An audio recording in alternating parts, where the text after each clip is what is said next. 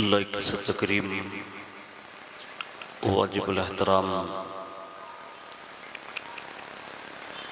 नबीर हुजूर शफीक मिल्लत औलाद गौसे आज़म हुजूर सैयदी सरकार सैयद मोहम्मद हनीफ मियाँ बापू कादरी रज़ाक़ी दामत बरकातुहुल क़ुद्सिया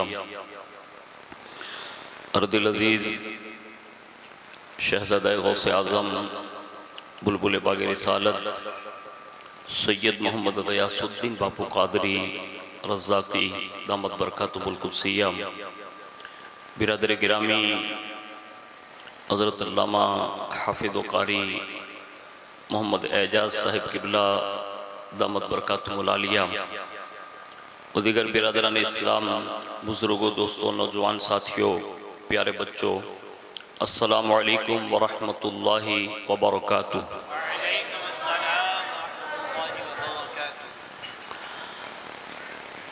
अल्हम्दुलिल्लाहि रब्बिल आलमीन वल आक़िबतु लिल मुत्तक़ीन वस्सलातु वस्सलामु अला सय्यिदिल अंबिया वल मुरसलीन व अला आलिहि व अस्हाबिहि व अज़वाजिहि व ज़ुर्रिय्यातिहि व अहल बैतिहि व इब्निहिल गौसिल आज़मिल जीलानी व मुईनिल मिल्लति वद्दीन व शैख़िल इस्लामी वल मुस्लिमीन अअल हज़रतिल इमाम अहमद रज़ा व अला इबादिल्लाहिस सालिहीन अजमईन अम्मा बाद फ़अऊज़ु बिल्लाहि मिनश शैतानिर रजीम बिस्मिल्लाहिर रहमानिर रहीम ला उक़सिमु बिहाज़ल बलद व अंत हिल्लुम बिहाज़ल बलद सदक़ल्लाहु मौलानल अज़ीम व बल्लगना रसूलुहुन नबियुल अमीनुल मुख्तारुल करीम व नहनु अला ज़ालिका लमिनश शाहिदीन व शाकिरीन वल्हम्दुलिल्लाहि रब्बिल आलमीन। आइए सबसे पहले मज़हब अहले सुन्नत वल जमात यानी कि मसलक के आला हज़रत के कदीम दस्तूर के मुताबिक हम सब के आका व मौला हुज़ूर सरापा नूर सैयदना मुहम्मदुर रसूलुल्लाह सल्लल्लाहु ताला अलैहि वालिहि वसल्लम की बारगाह पुन्नूर में जी लगाकर दुरूद पाक की नज़रें पेश कर लें। अल्लाहुम्मा सल्लि अला सय्यिदना व मौलाना मुहम्मदिन माअदनिल जुदी वल करम व अला आलिहि व अस्हाबिहि व बारिक वसल्लिम। नबी और आले नबी पर एक बार पूरा मजमा मिलकर दुरूद शरीफ पेश कर लें। सल्लल्लाहु अला नबिय्यिल उम्मी व आलिहि सल्लल्लाहु अलैहि वसल्लम सलातुन व सलामुन अलैका या रसूलल्लाह सल्लल्लाहु ताला अलैहि वालिहि वसल्लम।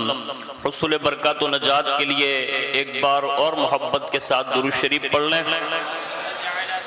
सल्लल्लाहु अला नबिय्यिल उम्मी व आलिहि सल्लल्लाहु अलैहि वसल्लम सलातुन व सलामुन अलैका या रसूलल्लाह सल्लल्लाहु ताला अलैहि वालिहि वसल्लम।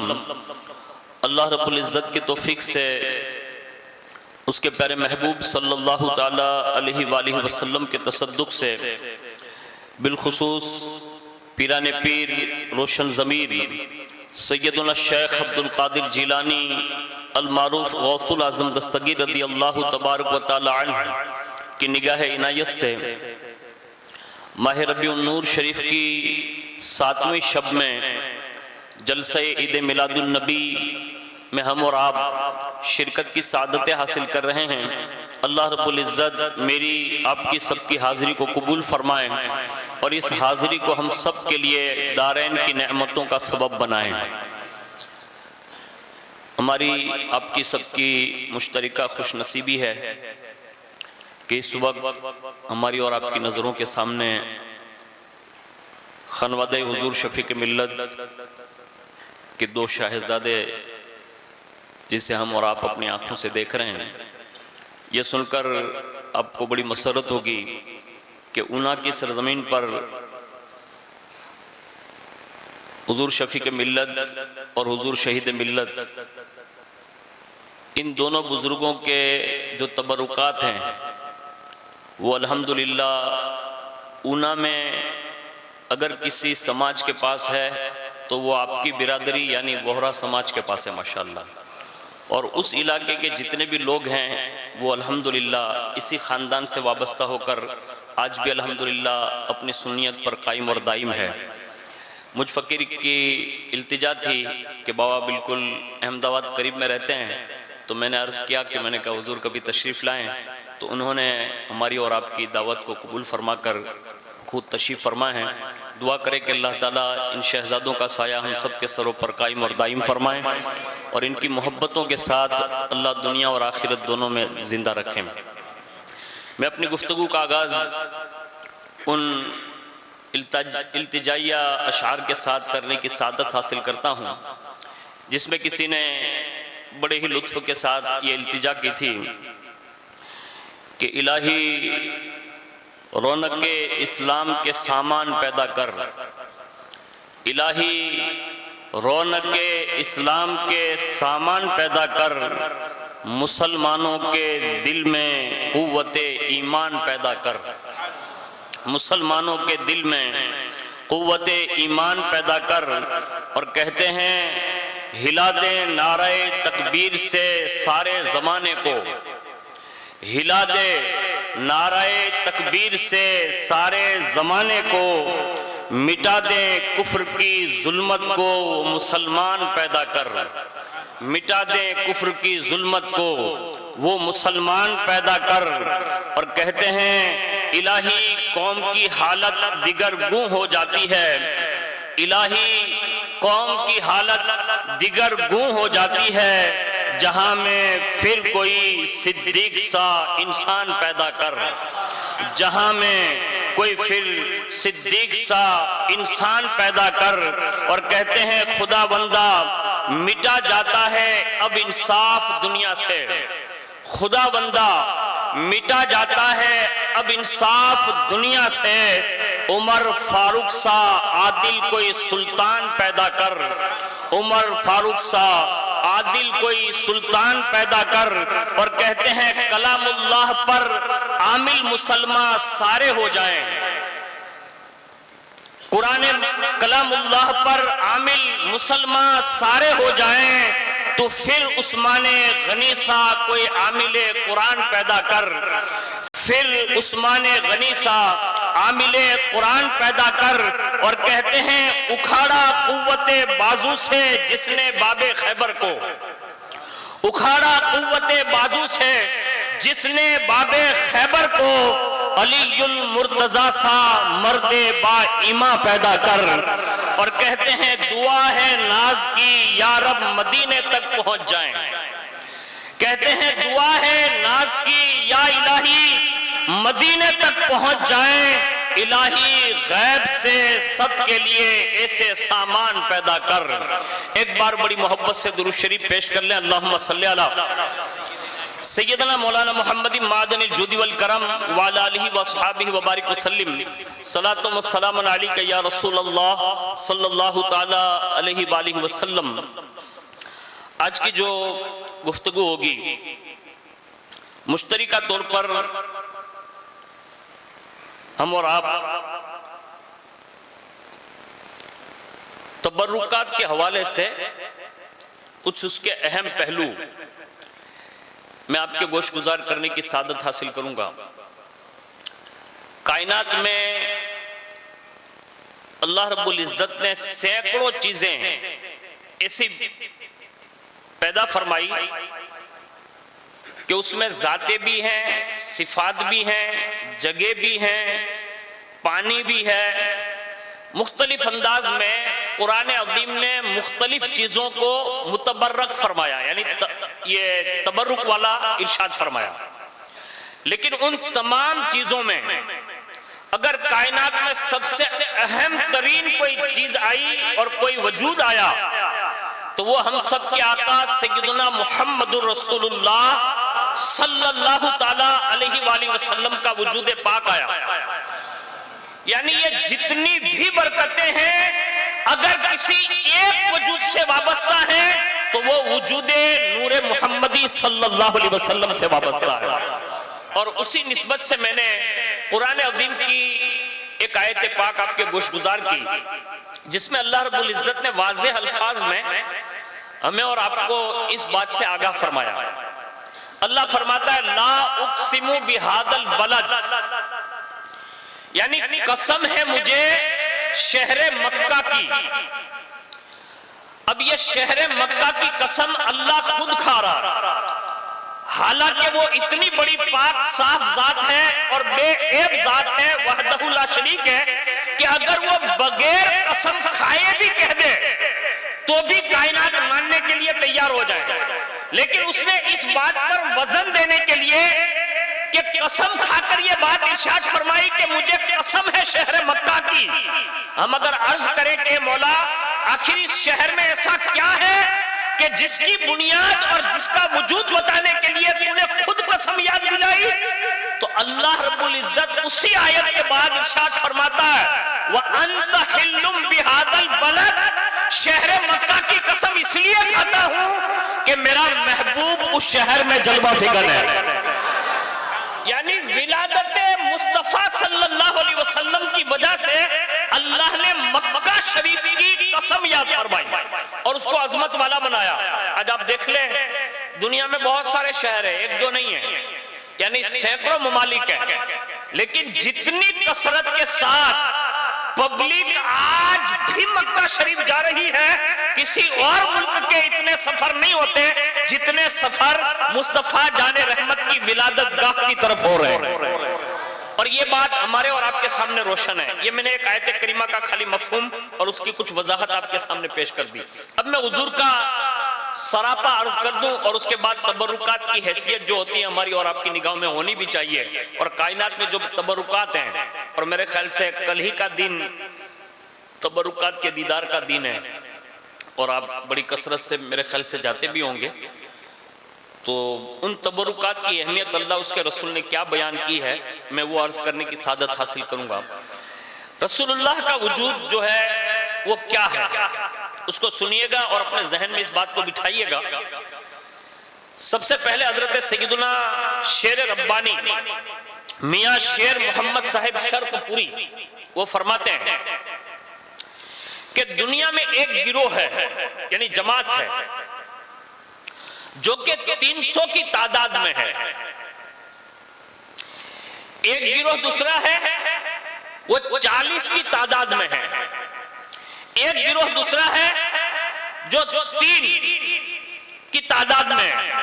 और फरमाया एक वो है जो सिर्फ एक है, यानी अब ये गिरोह की नहीं है, एक में 300 है, एक में 40 है, एक में 3 है और एक वो है जो सिर्फ एक है। ये हजरत अल्लामा शर्कपुरी कहते हैं। और फिर फरमाते हैं और इस एक की रूहानियत, यानी वो 300 भी नहीं, वो 40 भी नहीं, वो 3 भी नहीं, बल्कि जो ये एक होता है उसकी रूहानियत से नबी करीम सल्लल्लाहु अलैहि वसल्लम के जिस्म मुबारक को अल्लाह ने 70 गुना लतीफ तर पैदा फरमाया है। अब आप खाली ये एक कहने से आप नहीं समझे, लेकिन आगे वो वजाहत फरमाते हैं कि ये 300 जो कहे वो औलिया की जमात है, यानी खास मुकर्रबीन है, जो इस फर्शे गिद्दी पर हुजूर की उम्मत की हमेशा निगरानी करते रहेंगे। और ये रसूलुल्लाह सल्लल्लाहु अलैहि वसल्लम की हदीस पाक में है कि हुजूर की उम्मत सुबह कयामत तक इन 300, ये 40 और इन 3 और इस एक से कभी खाली नहीं होगी, बल्कि वो हर हालत में बाकी रहेंगे, यहां तक के इमाम मेहदी का जब ज़ुहूर होगा तो ये सारे के सारे हजरत इमाम मेहदी के साथ नमूदार होंगे। यानी पता ये चला ये औलिया का खास गिरोह है जो हमें और आपको बज़ाहिर नजर नहीं आता।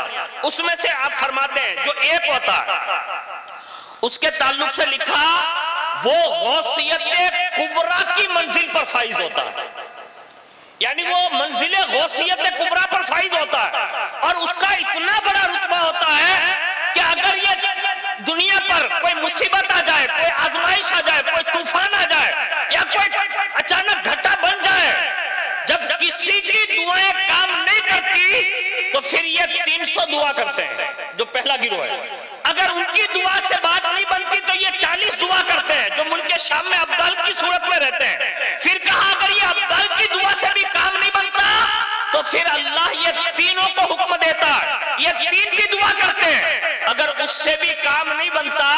तो फिर कुदरत गौसियत कुबरा की मंजिल पर जो फाइज होता है, अल्लाह उसकी दुआ से सारी बलाओं को टाल देता है। ये उनकी शान होती है कि उनकी वजह से ये सारी चीजें काम करती है। पता ये चला, मालूम ये हुआ कि गौसियत कुबरा की मंजिल पर जो फाइज होता है और उसकी जो रूहानियत होती है, अब ये जिस्म की बात नहीं कर रहा हूं मैं, रूहानियत की बात कर रहा हूं, उसके मुतालिक फरमाते हैं कि जहां उनकी रूहानियत खत्म हो जाती है, वहां हुजूर सल्लल्लाहु अलैहि वसल्लम के जिस्म नाज को अल्लाह ने 70 गुना लतीफ से लतीफ तर बनाया। अब इसको अगर मजमूई तौर पर सुने तो हुजूर के जसदे पाक को, यानी जिस्म पाक, अभी हुजूर की जो नबूवत है, रिसालत है और जो मरातिब है, उसका तो कोई अंदाजा नहीं लगा सकता। सिर्फ जिस्म अक़दस के हवाले से ये बात फरमाते हैं कि हुजूर का जो सरापा है वो सारी मखलूक में अफजल, आला, अतयब, अतहर, अकरम, अशहर, अनवर, अजहर, अमजद। पता ये चला कायनात में तमाम के जिस्मों को लेकर अगर एक जगह पर जमा कर दिया जाए तो सबके जिस्म और रूहानियत जो काम नहीं कर सकती, वो मुस्तफा जाने रहमत का सिर्फ जिस्म अक़दस काम करता, और उसमें कायनात की तमाम मखलूक शरीक है, उसमें कोई बाहर नहीं है। इसको याद रखेंगे। यानी इतना आपके जिस्म नास को जो है कुदरत ने आला और अरफा बनाया है। और सहाबा के मिजाज में था कि हुजूर से निस्बत वाली कोई चीज मिल जाती थी तो वो सरापा मतलब अदब बनकर उन चीजों की कद्र करते थे। मैं उनमें से एक शख्सियत की बात बताऊं जिससे आपको ये अंदाजा होगा। आपने सुना होगा कि हुजूर सल्लल्लाहु अलैहि वसल्लम के जिस्म अक़दस से लगे हुए जुब्बे मुबारक पूरी कायनात में सैकड़ों जगह पर आज भी बात सनद मौजूद है। ये आपने भी सुना होगा और हमारे बुजुर्गों की खानकाहों में आज भी मौजूद है। एक जुब्बा वो था जिसके लिए हुजूर ने सहाबा से फरमाया था कि मेरा एक आशिक है, रहता यमन में है, और उस यमन में एक गांव है करन, और उसी करन में रहता है और नाम उसका उवैस है। ये हुजूर ने जाहिरी जिंदगी में इरशाद फरमाया, और फरमाया तुम में से मुखातिब करके फरमाया उमर बिन खत्ताब तुम्हारी मुलाकात उनसे होगी। ये हुजूर नाम दे रहे हैं, उमर तुम्हारी मुलाकात उनसे होगी। और फिर मौला कायनात की तरफ फरमाया, कहा अलीजुल मुर्तजा तुम्हारी भी मुलाकात उससे होगी। जब उनसे मुलाकात हो जाए तो ये मेरा जुब्बा मुबारक है, हुजूर ने अता किया। कहा जब भी वो मिले तो मेरी तरफ से जो है उन्हें सलाम कहना, और ये जो है जुब्बा उन्हें बतौर तबर्रुक उन्हें अता फरमा देना। यानी ये सनद हम बचपन से सुनते आ रहे हैं और आज भी अल्हम्दुलिल्लाह हम और आप सुनाते आ रहे हैं। यानी उस जमाने में हुजूर ने बतौर तबर्रुक यानी बरकत वाली शेख कहकर हजरत उवैस से करने के लिए भेजा। और जब हजरत फारूक आजम और मौलाए कायनात ने वो जुब्बा लिया तो हुजूर ने फरमाया, उमर उवैस से कहना मेरी उम्मत के लिए दुआ फरमाए। अल्लाह अल्लाह। हालांकि हुजूर की दुआ के बाद अब किसी की दुआ की हाजत नहीं होती ना। अरे भाई हुजूर जब 10 दुआ हो जाए तो फिर किसी की दुआ की जरूरत नहीं होती। लेकिन हुजूर ने उम्मत को तालीम देना था कि कभी कभी मौके ऐसे आते हैं जिसमें उम्मत को यह तालीम पेश की जाए कि जब किसी मुबारक शख्सियत से किसी की मुलाकात हो तो उनसे भी दुआ करवा लेनी चाहिए। हाँ, ये हुजूर ने उम्मत की तालीम के लिए इरशाद फरमाया, का उवैस से कहना कि मेरी उम्मत के लिए दुआ करें, कुर्बान जाएं। अब जिसका जिक्र मस्जिद नबी में रसूलुल्लाह करे, है ना, अब ये कोई छोटी मोटी बात नहीं है ना कि हुजूर की जुबान पर अगर किसी का नाम आ जाए तो वो सदियों तक फख्र करते हैं, है ना, ये हुजूर की शान है। लेकिन हजरत उवैस करनी जाहिरी जिंदगी में है और बाकायदा हुजूर मस्जिद नबी में बैठकर उनका चर्चा करते। तो सहाबा ने एक बार अर्ज किया कि या रसूल अल्लाह आपके वो इतने बड़े आशिक हैं? हुजूर ने फरमाया हाँ। हालांकि हुजूर को देखा नहीं है। अब यहाँ से हिम्मत नगर वालों थोड़ी हिम्मत से काम लेना कि हुजूर की जात एक ऐसी जात है जिनसे बिन देखे भी प्यार किया जा सकता है। हाँ, ये कायनात दिखवा कर मनाती है। पूरी कायनात में जितने भी मजहब है आप उठाकर देख लीजिए कि सब दिखाकर मनवाते हैं। एक मुस्तफा करीम है जिन्होंने सिर्फ तने तन्हा खुदा को देखा और कायनात में किसी ने देखा नहीं, लेकिन हुजूर ने अपनी जाहिरी जिंदगी में 1,24,000 सहाबा को अल्लाह की तौहीद का शेदा और आशिक बनाकर दुनिया से तशरीफ ले गए, और वो भी बिन दिखाए, यानी अल्लाह को दिखाया नहीं बल्कि सिर्फ ऐलान किया अल्लाह एक है, मानो। सहाबा ने मान लिया। आज तक जो दुनिया मानती आ रही है किसी ने खुदा को देखा नहीं, लेकिन हुजूर की जबान पर इतना यकीन है कि उनके कहने पर हमने खुदा को खुदा मान लिया। हाँ, इसलिए किसी ने सिद्दीक अकबर से एक बार पूछा था, याद रखिएगा, बहुत सारी जमातें आज भी दुनिया में गर्दिश करती है, वो ये कहते हैं कि डायरेक्ट अल्लाह की बारगाह में मतलब जाना चाहिए, बीच में हुजूर की जरूरत नहीं है ना, ऐसा अकीदा रखते हैं। लेकिन आपके जहन में ज़ौक़ के लिए अर्ज करता हूँ, सिद्दीक अकबर से किसी ने पूछा, अबू बकर अल्लाह से मोहब्बत ज्यादा करते हो या रसूलुल्लाह से? हालांकि सवाल बहुत अहम है और बहुत हार्ड भी है, क्योंकि एक तरफ खुदा की जात और एक तरफ रसूलुल्लाह की जात। लेकिन कुर्बान जाइए, इश्क़ सिद्दीकियत यही था। उन्होंने बरजस्ता कहा रसूलुल्लाह से ज्यादा प्यार करता हूं। ये कौन है? ये कायनात का सबसे पहला मुसलमान और मोमिन, और कायनात में अफजलुल बशर है, वो कहते हैं रसूलुल्लाह से प्यार करता हूं। साहबा ने पूछा, अबू बकर रसूलुल्लाह से प्यार करते हैं? कहा हमें खुदा की मारिफत मिली है तो वो आमिना के लाल मोहम्मद रसूलुल्लाह के कदमों से मिली है, वरना खुदा तो अजल से है, अब तक बाकी रहेगा हज्जुल कय्यूम है। लेकिन हमें पता नहीं था, हम तो 360 की पूजा करने वाले लोगों में शामिल थे। मुस्तफा के कदम क्या पड़े, अल्लाह की मारिफत का पता चल गया। तो ये शान सिद्दीकियत है, ये वो बड़े लोग हैं उनकी जवाब है। लेकिन जो मैं बात अर्ज कर रहा हूं ना कि हुजूर से बिन देखे प्यार किया जा सकता है, और सरकारे उवैस करनी रज़ी अल्लाह ताला अन्हु ने ये बात साबित कर दी। इसे पता ये चला, अगर किसी को दीदार हो जाए तो वो बिलाल हबशी बन जाता है, यानी अगर कोई देख ले तो सुहेब रूमी बन जाता है, और अगर किसी को नजर न भी आए जाहिरी तौर पर तो वो ख्वाजा उवैस करनी बन जाते हैं। लेकिन यहाँ रुककर एक बात अर्ज करता हूँ, साहबा ने ये पूछा कि या रसूलल्लाह वो आपके इतने बड़े आशिक है, कहा काफिर दीदार के लिए क्यों नहीं आते? तो हुजूर ने एक जुमला कहा था, इसको याद रखिएगा और अपने मतलब पल्ले बांध के यहाँ से बाहर जाना। हुजूर ने फरमाया उनकी एक वालिदा है, ये फरमाया, और वो उम्र के आखिरी तकाजों में है, और उनको उवैस करने की खिदमत की बड़ी जरूरत है। इसलिए उवैस माँ की इजाजत के बिना कहीं जाते आते नहीं।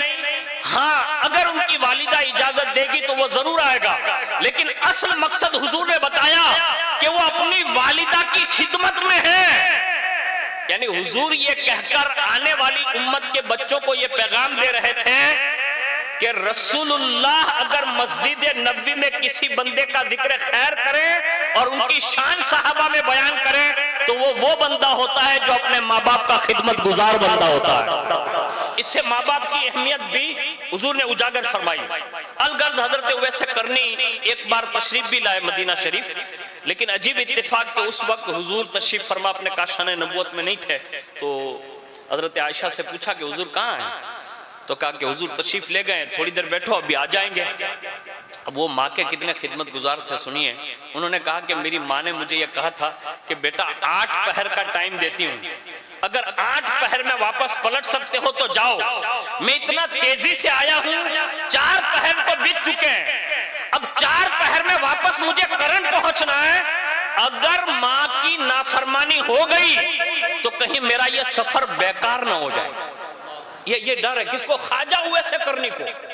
आज हमें और आपको वो चीजें मतलब मफकूद कर ली गई है। कोशिश कीजिए अपने माँ बाप के फरमा बरदार बन जाओगे ना तो तुम्हारे तस्करे भी गुंबद खजरा तक पहुंचते रहेंगे। ये शान है हजरत ख्वाजा उवैस करनी की। वापस हो गए, और जैसे वो वापस हुए हुजूर अंदर दाखिल हुए, और जैसे अंदर दाखिल हुए तो हुजूर ने ऐसे सांस मुबारक ली, और हजरत आयशा से फरमाते ऐसा लगता था कि मेरा कोई आशिक आकर गया है। यानी ये खुशबू से हुजूर ने पहचान लिया कि उवैस आया होगा। कहा हाँ, ये आए थे यमन से, करन के रहने वाले, नाम उवैस था। अब हजरत आयशा से हुजूर ने फरमाया, आयशा क्या तूने अपने लिए उनसे दुआ करवा ली? उनसे दुआ करवा ली? कहा या रसूलल्लाह वो कौन थे? कहा ये वो उवैस है जिसकी वजह से अल्लाह कयामत के दिन मेरी आधी उम्मत की मगफिरत फरमा देगा। ये ख्वाजा उवैस करनी है। इतने बड़े आशिक रसूल और अपनी वालिदा के खिदमत गुजार रहे, उनके लिए हुजूर ने तोहफा भेजा कि मेरा जुब्बा दे दें और उनसे कहे कि दुआ कराएं। एक ज़माना बीता, हुजूर विसाल कर गए और उसके बाद फारूक आज़म का दौर शुरू है। फारूक आज़म जब भी कोई यमन से काफिला आता था तो पूछते थे तुम में कोई उवैस है, ऐसा पूछते थे। तो कोई कहता नहीं था कि है यूं, मतलब बात ही नहीं बनती थी।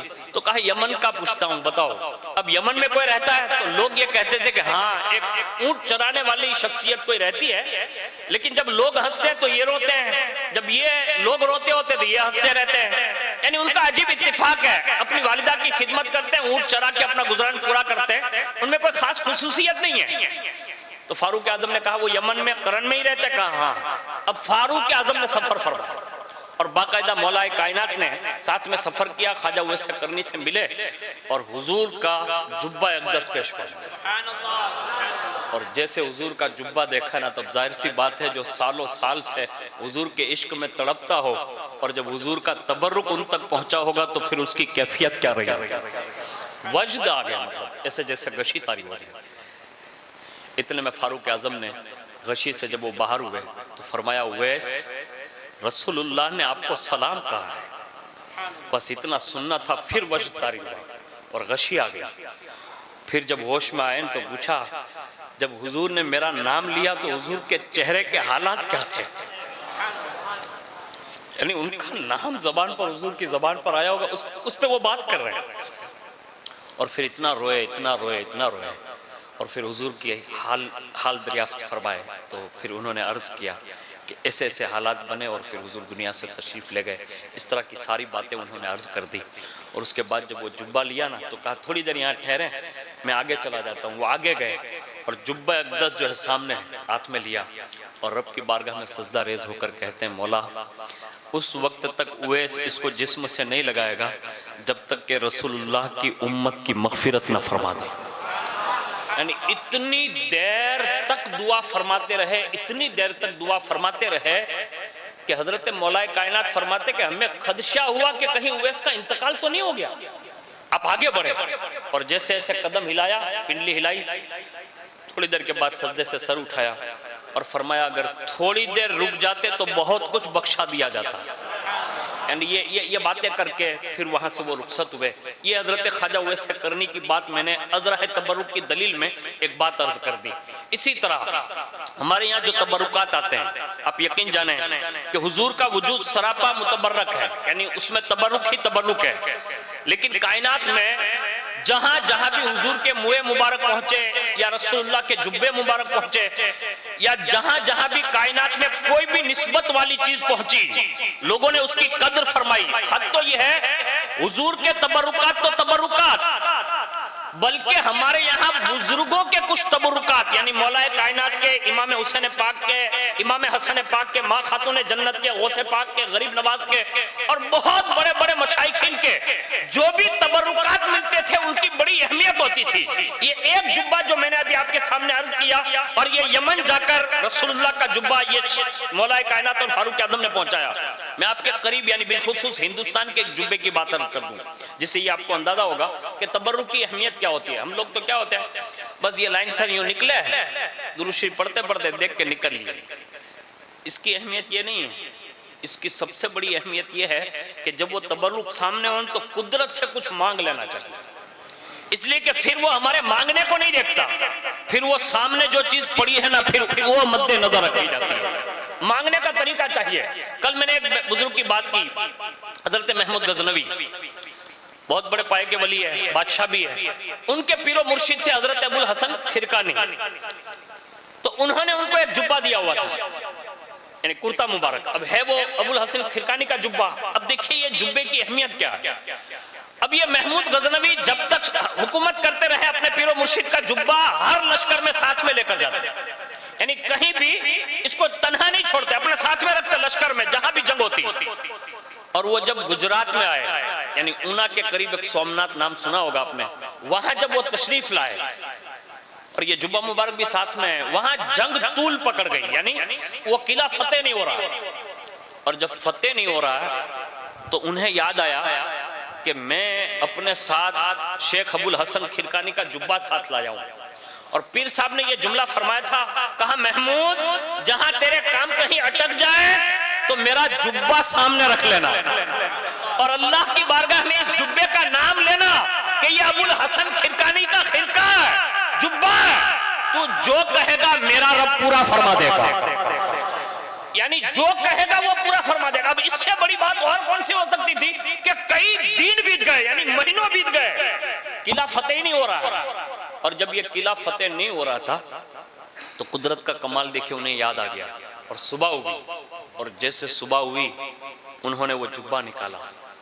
तो जब से दिया था निकाल के देखा तो ऐसा ही मुअत्तर नजर आ रहा था और उनकी खुशबुएं महक रही थी। उन्होंने सामने रखा, अल्लाह की बारगाह में अर्ज की कि अल्लाह इतने दिन से यहाँ हाजिर हूँ इस इलाके में, बस तू ये फतेह फरमा दे, बस इतना इस जुब्बे के सदके में इतना मांग लिया।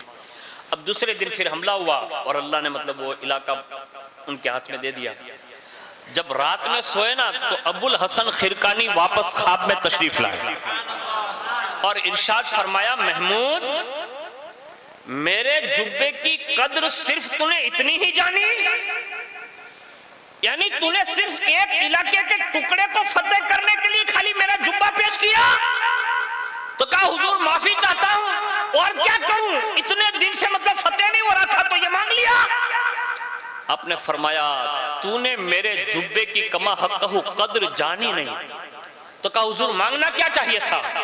फरमाया अगर तू हिंदुस्तान में मेरे जुब्बे के नाम के साथ ये कहता ना कि अल्लाह इस कुफरिस्तान को इस्लाम से बदल दे तो हर काफिर कलमा पढ़ के मुसलमान हो जाए। यानी ये बुजुर्गों के दर बुजुर्गों के बाद के बुजुर्ग की ये कैफियत है। मैं कहता हूं जब अबुल हसन खिरकानी का जुब्बा इतना बड़ा काम कर सकता है तो इमाम हुसैन के जुब्बे की शान क्या होगी, मौलाए कायनात के जुब्बे की शान क्या होगी, पेराहने फातिमियत की शान क्या होगी, गौसुल आजम दस्तगीर के जुब्बे मुबारक की शान हो क्या होगी। और जब इनके जुब्बे मुबारक की ये शान है तो रसूलुल्लाह के पेराहन शरीफ का आलम क्या रहा हो। बस शर्त यह है कि मांगने का सलीका चाहिए, वरना हमारे यहाँ हम लोग सालों साल से, एक बात और अर्ज कर दूं, आपके इल्म में तो इजाफा है ही, लेकिन एक बात और मतलब तरगीबन अर्ज कर देता हूं, कायनात में डायरेक्ट रसूलुल्लाह के जिस्म अक़दस के कोई हिस्से अगर आज भी हमारे पास कोई चीज मौजूद है तो याद रखिए इसको। एक तो आला हज़रत ने लिखा है कि सैयद कहीं भी बसता हो, यानी आले रसूल कहीं भी बसते हो, किसी भी इलाके में हो, इंदल्लाह इंदर रसूल सैयद है तो फरमाया वो डायरेक्ट रसूलुल्लाह के जिस्म अक़दस का टुकड़ा है, यानी उसकी निस्बत उसी से ऐसे ही है। हमें ऐसे ही उनकी ताजीम अदब और अदब व एहतराम करना होगा जैसे हम रसूलुल्लाह का अदब व एहतराम करते हैं, यानी उसमें कोई शक नहीं। और ये आला हज़रत ने उस पर बड़े दलाइल दिए हैं कतई नजर इसके करते हुए।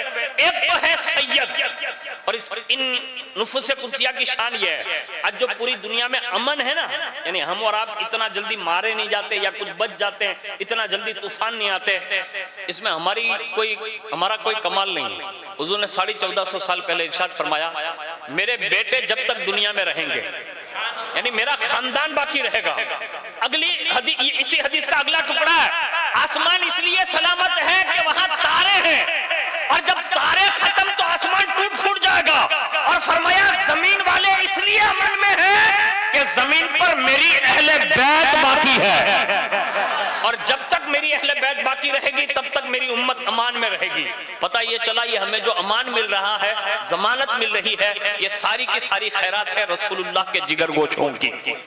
और दूसरी चीज बता रहा हूं, हर 12 रबीउन नूर को हम और आप सब, और आपके यहाँ थोड़ा जल्दी भी होता होगा, और भी तबरुकात हर जगह ज्यादा पहले भी निकाले जाते हैं, बास जगह पर मतलब सालों साल तक देखते हैं, तो हुजूर के जिस्म अक़दस का डायरेक्ट यानी अज़्व जिसको कह लें, यानी हिस्सा कह लें, और वो उम्मत के पास इस वक्त मुए मुबारक की शक्ल में मौजूद है। हाँ, इसको हम लोग खाली बाल मुबारक कह के मतलब निकल लेते हैं, ये इतनी हल्की चीज नहीं है, इसको याद रखिएगा। हाँ, हुजूर ने एक मर्तबा अपने सहाबा को ये मुए मुबारक तकसीम फरमाए, यानी हज के मौके पर जब आपने कुर्बानी कर ली, ये नहर कर ली, कुर्बानी को नहर किया, और उसके बाद अपना जो सर मुबारक है उसको मतलब हल्क करवाया, और जैसे हल्क करवाया तो हुजूर ने फरमाया, उस बाल काटने वालों से कहा पहले सीधी तरफ से काट। उसने सीधी तरफ से काटे। हुजूर ने फरमाया अबू तलहा कहाँ है, यानी ये साहबी रसूल का नाम लिया, कहा अबू तलहा कहाँ है। उन्होंने कहा लब्बैक या रसूलल्लाह, हाजिर हूँ। हुजूर ने फरमाया अबू तलहा ये तू भी रख और मेरे दिगर सहाबा को भी बरकत के लिए बांटता चला जा। यानी सहाबा की जमात में हुजूर ने ये हज के मौके पर जो है बाकायदा तकसीम फरमाए, और दूसरी साइड के जो बाल मुबारक थे वो भी जब काटे गए तो हुजूर ने फिर हजरत अबू तलहा को बुलाए और फरमाया अबू तलहा इस तरफ मेरे जितने सहाबा बैठे उनको भी तकसीम करता चला जा। उन्हें भी तकसीम किया गया और फरमाया अबू तलहा खुद के लिए भी रख लेना, अपनी बीवी उम्मे सुलैम के लिए भी मेरे मुए मुबारक रख लेना। ये हुजूर ने खुद अपने हाथों से कई मकामात पर हुजूर ने तकसीम फरमाए, लेकिन जो खास लोग होते थे वो सामने से अर्ज कर देते थे हुजूर के तबरुक के लिए।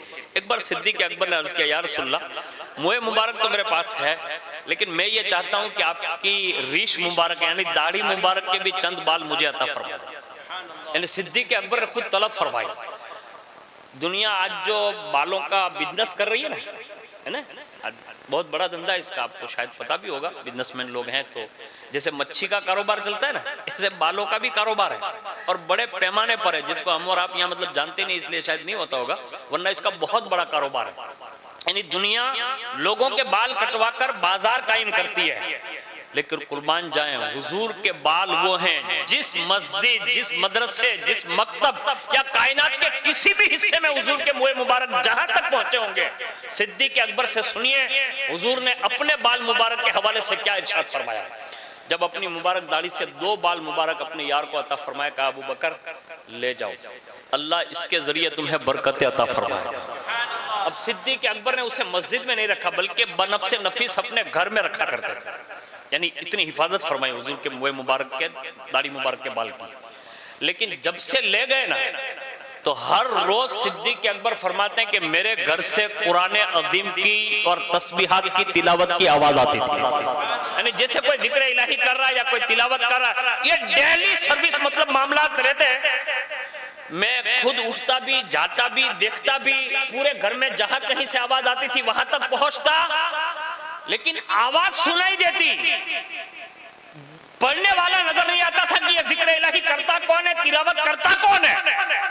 बहुत दिनों के बाद मैंने हुजूर से अर्ज किया, हुजूर जब से मुए मुबारक रीश मुबारक के लेकर घर आया हूं, रात की तन्हाई क्या होती है कि मेरे घर से जिक्र की आवाज आती है, तस्बीहात की आवाज आती है, तिलावत की आवाज आती है। हुजूर आखिर ये मामला नहीं समझ में आते। कहा तो तुमने देखा नहीं? कहा हुजूर कई बार तजर्बा किया कि जाके आवाज तक पहुंचूं, लेकिन वो आवाज तो वहां पहुंचकर भी सुनाई देती कि यहीं से आवाज बुलंद हो रही है, लेकिन पढ़ने वाले नजर नहीं आए। हुजूर ने फरमाया अबू बकर मेरे जिस्म के तमाम बालों की ये शान है कि मेरे जिस्म के बाल यानी सर मुबारक और दाढ़ी मुबारक के बाल जहां भी पहुंचे होंगे, जहां भी वो रखे जाएंगे, अल्लाह खास फरिश्तों की जमात वहां उतारता है और वो मेरे मुए मुबारक की ज़ियारत करते हैं, और जब तक वहां रहेंगे तब तक वो जिक्र इलाही की महफिल सजा लेते हैं। यानी एक अदब ये है। और दूसरी बात याद रखिए, मुए मुबारक के सामने जब भी जाएं तो ये याद रखें कि ये मुए मुबारक बज़ाहिर हमारी और आपकी नजरों से अगरचे रसूलुल्लाह के जिस्म से अलग हुआ है, बज़ाहिर मैं जुमला कह रहा हूँ, लेकिन हकीकत में आप जितने भी मुए मुबारक लोग रखते होंगे उन्हें आप देख लें कि हर साल कई कई जगहों से ये मैसेज वायरल होते हैं कि हुजूर के एक बाल मुबारक से दूसरी बाल मुबारक की शाख निकलती है, यानी ये हुजूर का जिंदा मौजज़ा है। और कई कई शाखें तकसीम भी होती है, और बाकायदा कभी कभी कोई खास अहले दिल जब वो मुए मुबारक की ज़ियारत पर आ जाता है और वो अगर दुरूद दुरूद शरीफ पढ़े तो बाकायदा मुए मुबारक पर वजद तारी होता है।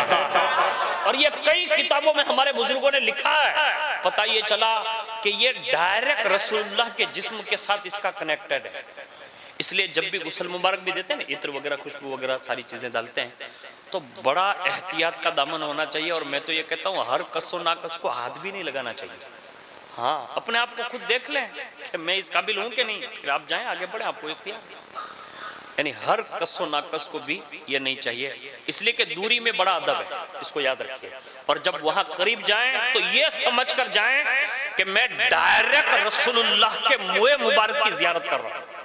हाँ, हमारे यहाँ तो सहाबा का तो अंदाज इश्क का ये था कि हजरत अनस की एक साइड यानी सीधी साइड समझ लें, हुजूर ने एक बार ऐसे हाथ फेर दिया। क्योंकि हजरत अनस वो है कि कमोबेश बचपन से लेकर 10 साल तक रसूलुल्लाह की खिदमत करते रहे। कितने साल तक? 10 साल तक। और ये हजरत अबू तलहा और उम्मे सुलैम के बेटे हैं, यानी इन दोनों के बेटे हैं। और उन्होंने बचपन से हजरत अनस को जो है हुजूर के हवाले कर दिया था। अर्ज किया था, या रसूलुल्लाह इसे खादिम बनाकर रखें। 10 साल तक खादिम बनकर रहे। लेकिन हुजूर के ताल्लुक से ये फरमाते थे कि हुजूर के अखलाक इतने अच्छे थे कि मुझ खादिम को कभी बड़ी आवाज से कभी डांटा भी नहीं, और कभी कोई ऐसा जुमला भी ना कहा कि मेरी दिल शिकनी हुई हो। हाँ, कभी कोई बात मुझसे मतलब गलती हो जाती, यानी कोई बात काम न बनता या मैं देर कर देता, तो हुजूर एक जुमला इरशाद फरमाते थे, ओ दो कान वाले। और हर इंसान के 2 कान होते हैं, यानी हुजूर ये कहकर उन्हें मुखातिब फरमाते हैं। ये हजरत अनस फरमाते हैं कि बचपन से हुजूर ने मेरे सर पर एक बार हाथ फेरा, और मैंने ये जाकर अपनी वालिदा को अर्ज किया, कहा मुबारक हो। कहा किस बात की? कहा आज रसूलुल्लाह ने अपना दस्ते अनवर मेरे इस साइड के बाल पर फेरा है। बस इतना सुनना था। माँ हुजूर से कितना प्यार करती होगी। इरशाद फरमाया, बेटा अब एक काम करना, साइड के जितने बाल दूसरी साइड के कटाते रहना, लेकिन इन बालों को न कटाना जिस पर रसूलुल्लाह ने हाथ फेरा। यानी ये सहाबा ये इश्क करते थे। उसी मुए मुबारक के हवाले से भी, जुब्बा मुबारक के हवाले से भी, लुआब मुबारक के हवाले से भी, खून अक़दस के हवाले से भी, यहाँ तक के फुज़ला शरीफ वगैरह के हवाले से भी हमारे बुजुर्गों ने सैकड़ों वाक़यात लिखे हैं। मैं एक वाक़या पेश करता हूँ जिससे ये आपको अंदाजा होगा कि मुए मुबारक आज भी कितनी बड़ी बरकत वाली शय है जो इस उम्मत के हिस्से में आई हुई है। हुजूर की हदीस पाक के मुताबिक और हमारे बुजुर्गों के अक़वाल के मुताबिक जिस जगह भी मुए मुबारक रहे, जब कोई ऐसा माहौल बन जाए, मतलब कि वबा आ जाए, तूफान आ जाए, या कोई ऐसी चीज मतलब बनाए, फौरी तौर पर अहले दिल लोग या नेक लोग जहां हुजूर के मुए मुबारक रखे हो वहां महफिल सजाकर हुजूर की बारगाह में फरियाद करें, बड़ी से बड़ी मुसीबत उसी वक्त अल्लाह दफा फरमा देगा।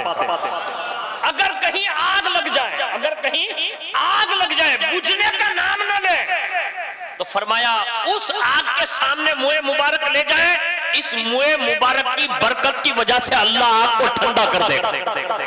ये रसूलुल्लाह के मुए मुबारक की शान है।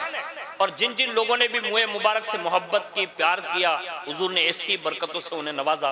उनमें से एक रसूलुल्लाह के जमाने में एक शख्सियत का और तस्करा कर देता हूँ, आपने सुना भी होगा, हजरत सैयदना खालिद बिन वलीद।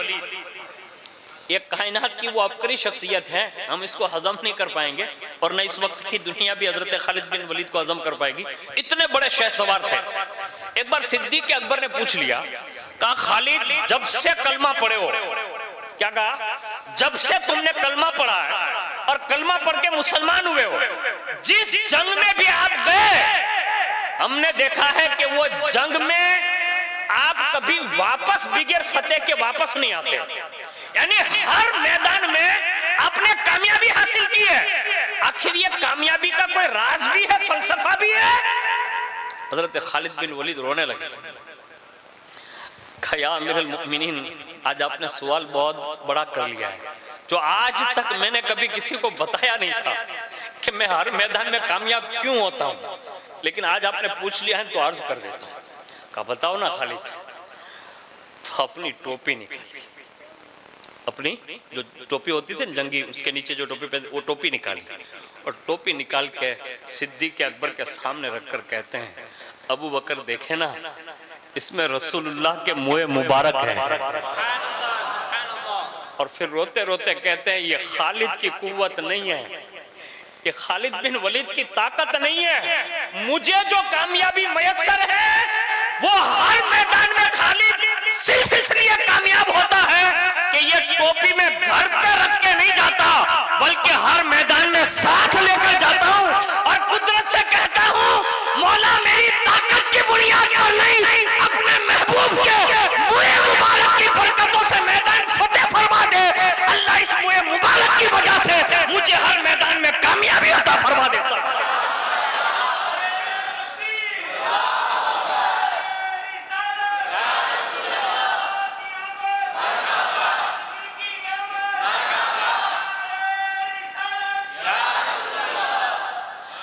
यानी ये खालिद बिन वलीद है, वो कहते हैं कि मुझे कामयाबी सिर्फ इसलिए मिलती थी कि हुजूर के मुए मुबारक मेरे साथ साथ होते थे।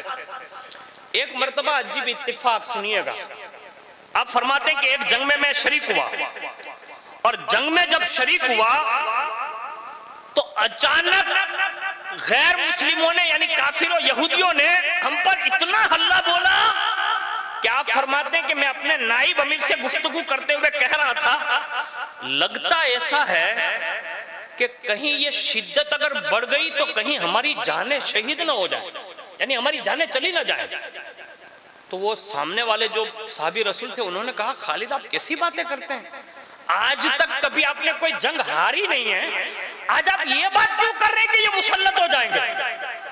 इतने में हजरत खालिद बिन वलीद ने फरमाया भाई दरअसल मसला और मामला यह है कि आज मैं अपनी वो टोपी घर भूल आया हूं, यानी आज वो टोपी मेरे साथ नहीं है, इसलिए मुझे ज्यादा खदशा है।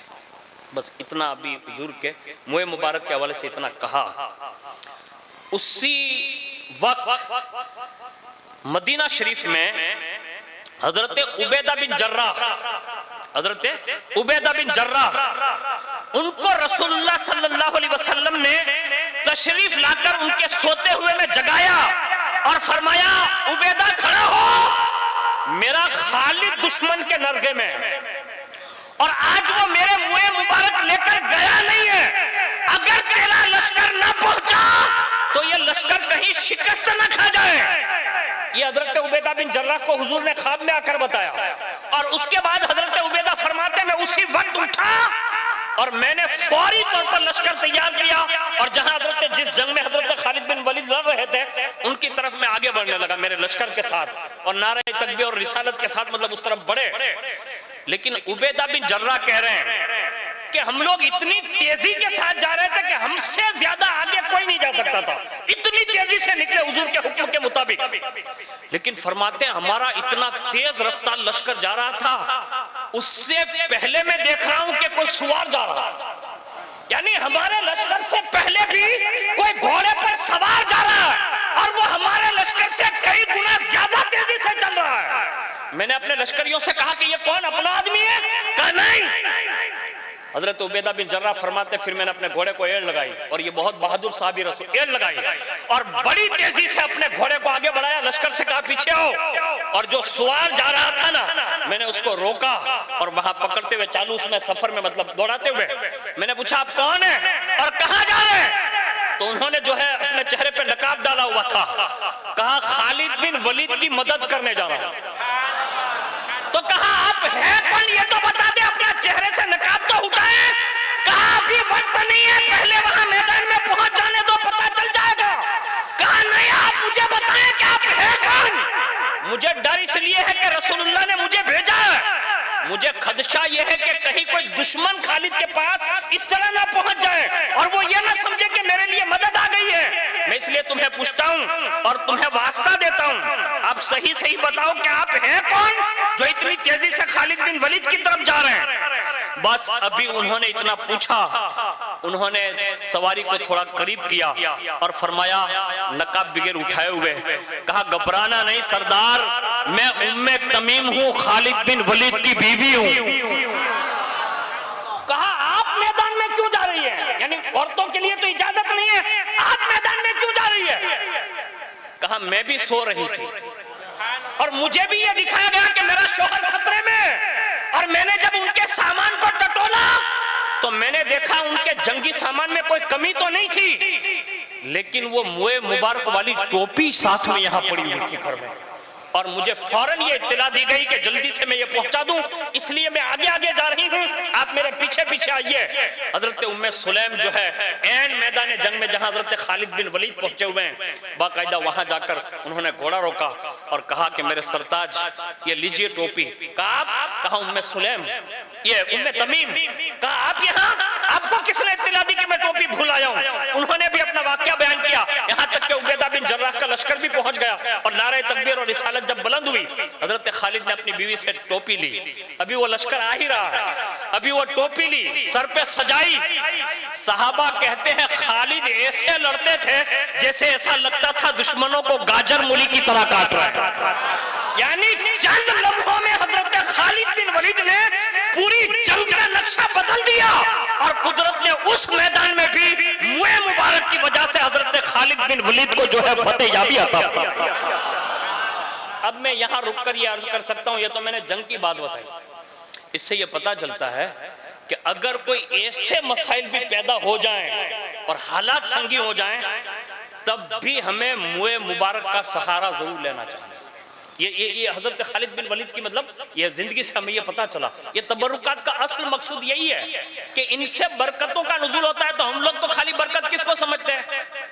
गांधी ने टकला, बस यही हमारे लिए नॉट बरकत है, हम यही समझते हैं। खाली ये बरकत नहीं है, कायनात में बरकत ये भी है कि अल्लाह आपको बीमार न होने दे।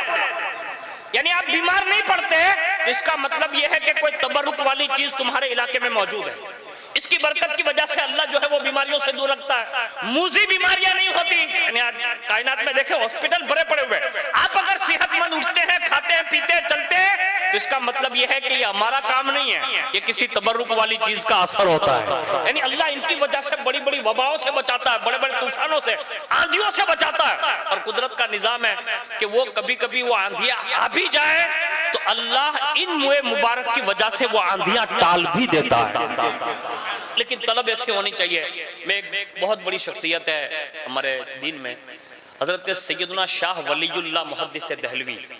ये कायनात की इतनी बड़ी शख्सियत है कि इनको सुन्नी तो मानते ही है क्योंकि वो हैं ही हमारे, लेकिन देवबंदी वहाबी भी अपने जो दलाइल पेश करते हैं तो हजरत शाह वलीउल्लाह के हवाले से पेश करते हैं। यानी ये मुहक्किक के अलल इतलाक है, यानी इनको सब मानते हैं, लेकिन है वो हमारे अहले सुन्नत वल जमात में से। लेकिन वो फरमाते हैं कि एक मरतबा मेरे वालिद साहब बीमार हो गए, यानी हजरत शाह अब्दुल रहीम मुहद्दिस दहलवी। वो फरमाते वो बीमार हो गए और जब वो बीमार हुए ना तो इनकी कोई खबर निकालने के लिए नहीं आई। और कभी कभी ये अफसोस होता भी है, सबको होता होगा, आपको भी होता होगा कि जब आप किसी का काम आए हो और जब आप बीमार पड़े और वो सामने ना आए तो आपको थोड़ा एहसास होता है, यानी दिल में खटका गुजरता है कि यार मैं इसके लिए इतना दौड़ा और ये मुझे पूछने तक नहीं आया। कभी कभी ऐसा एहसास सबको होता है, लेकिन घबराना नहीं चाहिए। कोई ना आए ना तो फिर हुजूर से अर्जी करनी चाहिए। हाँ, तो शाह अब्दुल रहीम ने क्या किया, कोई नहीं आया ना तो दिल पे थोड़ा खटका गुजरा, तो सोते सोते हुजूर की बारगाह में दुरूद व सलाम पढ़ते पढ़ते कहते हैं कि हुजूर मैंने आपके दीन के लिए अपना बेटा पेश कर दिया, अपने आप को पेश किया, हमारे खानदान ने ये किया वो किया, हुजूर कोई खबर तक पूछने नहीं आया, यानी कोई मेरे दरवाजे तक नहीं आया कि मैं बीमार हूँ और ये घड़ियां आ गई, बस इतना सुनना था। ये कहते कहते वो सोए और सो गए ना तो रात में किस्मत का सितारा बुलंद हो गया। और शाह अब्दुल रहीम फरमाते हैं कि रात में मैंने देखा कि बनफ्से नफीस रसूलुल्लाह मेरे ख्वाब में आए और मेरे सिरहाने पर बैठ गए, यानी जहां मेरा सर था, और मेरे सर पर ऐसा हाथ रखकर फरमाते हैं अब्दुल रहीम कोई नहीं आता तो क्या हुआ, मदीने का सुल्तान तो तेरे दरवाजे पर हाजिर है। ये कहकर तसल्ली दी, कहा तूने मेरे दीन का काम किया ना, कोई नहीं आता तो कोई बात नहीं, मैं तो आ गया हूं, बस ये कहकर तसल्ली दी। बस आप फरमाते हैं कि हुजूर का हाथ रखना था ना तो अल्लाह ने शिफा दे दी, मैं अच्छा हो गया। लेकिन जब हुजूर तशरीफ ले जाने लगे ना तो मैंने अर्ज किया हुजूर यहाँ तक तशरीफ लाए तो कोई चीज अता फरमा दे। आए हैं, शिफा मिल गई, अल्लाह ने दे दी है, लेकिन कोई चीज अता फरमा दे, लोगों को बयान करूं तो कह सकूं कि हुजूर आए थे, तो लोग मान भी लें। तो अल्लाह अकबर, हुजूर ने फरमाया क्या चाहते हो, कहा हुजूर आपके इख्तियार में, आप जो चाहें अता फरमा दे, गुलाम हाजिर है। हुजूर ने ऐसे अपने चेहरे अनवर पर ऐसे दाढ़ी मुबारक पर हाथ फेरा, ये तो समझाने के लिए मैंने हाथ लगा लिया, वरना हमारी और आपकी कोई दाढ़ी ऐसी नहीं जो हुजूर की दाढ़ी से मुकाबला कर सके। हमारा कोई हाथ ऐसा नहीं। उनके हाथों पर हमारी जानें कुर्बान, उनके सफ़ेद किए उनकी दाढ़ी मुबारक के बालों पर हमारी 1000 जानें कुर्बान। हुजूर ने अपना दस्ते अक़दस फेरा और उसमें से 2 बाल ऐसे मुबारक हाथ में आए और फरमाया, अब्दुल रहीम ले अपनी रीश मुबारक के बाल देकर जाता हूँ। हुजूर ने रात में ख्वाब में बाकायदा बाल मुबारक दिए और जैसे सुबह हुई ना तो पूरा घर मुअत्तर है। सबको बुलाया, कहा मुबारक हो, आज हुजूर आए थे, हुजूर तशरीफ लाए थे, हुजूर तशरीफ लाए थे। शाह वलीउल्लाह फरमाते हैं कि हम लोग बड़े खुश हुए, लेकिन फिर बाबा रोने लगे। मैंने कहा आप क्यों रोते हैं? हुजूर तशरीफ लाए थे तो खुश होना चाहिए, आप रोते क्यों हैं? कहा रात में मेरे हाथ में हुजूर ने 2 मुँह मुबारक दिए, दिख नहीं रहे, यानी कहाँ है याद नहीं है। बस इतना कहा तो शाह वलीउल्लाह कहते हैं जिन्होंने दिया है ना वो एड्रेस भी बता देंगे, यानी वो कहाँ है वो भी बता देंगे। बस आपने फिर मुराकबा किया, उसी वक्त हुजूर ने तवज्जो फरमाई, कहा मुझे पता था अब्दुल रहीम तू ख्वाब की हालत में है, कहीं बेख्याली में मेरे मुँह मुबारक तेरे हाथ से निकल न जाए, मैंने तेरे तकिए के नीचे रखे हुए हैं। अल्लाहु अकबर। हुजूर इतना ख्याल फरमाते हैं। और बाकायदा आकर फिर उन्होंने तकिया देखा तो हुजूर के दोनों मुँह मुबारक जो है तकिए के नीचे मिले और फिर अवामी मतलब सतह पर लोगों को आपने दावत पेश फरमाई और बाकायदा लोगों को हुजूर के मुँह मुबारक का दीदार फरमाया। पता ये चला हमें और आपको कल मेरे ख्याल से 11 बजे से जो तबरुकात के लिए हमें और आपको मौका मिलेगा, आप ज़रूर हाज़िरी देंगे। और अल्लाह ने चाहा तो हम लोग भी इसी नीयत से सैयद साहब को मैंने कहा कि कल तबरुकात भी ज़ियारत के लिए मिलेंगे तो तशरीफ़ लाएँ, तो इंशाअल्लाह हम सब मिलकर वहाँ जाएंगे। और मैंने जो अर्ज़ किया ना कि वो छोटी छोटी चीज़ें नहीं मांगना चाहिए बल्कि बहुत बड़ी चीज़ें मांग लेना चाहिए। अब आप कहेंगे कि बरकत वहाँ जाकर मांगे क्या, तो एक बात याद रखिए, जब बड़ी बारगाह के तबरुकात हो और बड़ी बारगाह में हाज़िरी हो तो जितनी बड़ी बारगाह उतनी बड़ी मांग होनी चाहिए। और अगर मैं सुफिया की ज़बान में कहूँ तो यूँ कहना चाहिए कि हुजूर आपसे आपको तलब फरमा रहे, बस हुजूर से बढ़कर अल्लाह ने कायनात में कोई चीज पैदा ही नहीं फरमाई है, हुजूर से हुजूर ही को मांगना चाहिए। और यही आला हज़रत ने हमें सिखाया, कहते हैं आँख अता कीजिए उसमें जिया दीजिए, जलवा करीब आ गया तुम पे करोड़ों दरूद। या रसूल अल्लाह खल्क के हाकिम हो तुम, रिज़्क के कासिम हो तुम, जो मिला तुमसे मिला, तुम पे करोड़ों दरूद। वमा अलैना इल्लल बलाग। अस्सलामु अलैकुम।